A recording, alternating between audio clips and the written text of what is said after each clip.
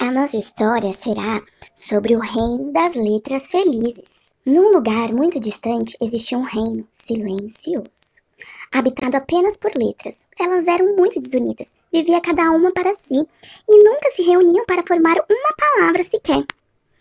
Eis que a rainha deste reino começou a pensar e disse: preciso acabar com este silêncio. Então, ordena que os seus conselheiros Beta, Gama e Ômega organizem um grande baile e que convidem todas as letras do reino, também a dos demais reinos. Quero que as letras do reino usem a criatividade e façam algumas apresentações, a fim de marcar para sempre a história deste reino. Tão logo a notícia se espalhou. Houve grande alvoroço. Foi um corre-corre, um pensa-pensa. Cada letra queria ter a melhor ideia.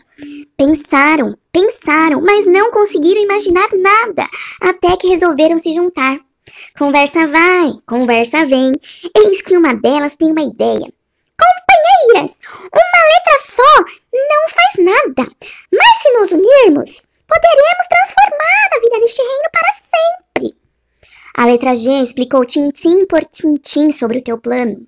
Algumas letras mal-humoradas acharam tudo aquilo uma invenção maluca, sem pé nem cabeça.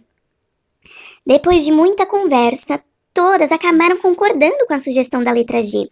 Iniciaram-se os ensaios. Aos poucos surgiu uma grande amizade entre elas. Depois de alguns meses, finalmente chegou o grande dia.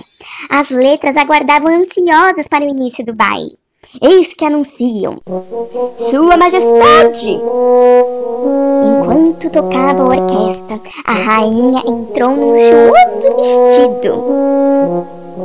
Ao terminar a música, a rainha comunicou: nesta noite serão apresentadas as letras que formarão o alfabeto.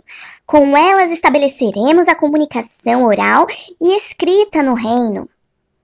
A cerimônia teve início com a apresentação das seguintes letras: A, B, C, D, E, F, G, H, I, J, K, L, M, N, O, P, Q, R, S, T, U, S. E ordenou que em alguns casos elas fossem maiúsculas e em outros minúsculas. E escolheu também as consoantes. Também homenageou as letras Y, W e K. As letras ficaram felizes, pareciam estar vivendo um conto de fada.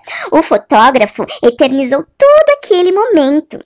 As letras surpreenderam a todos e ao som da orquestra graciosamente cantaram: todas as crianças entram para a escola para ler e escrever e também contar histórias.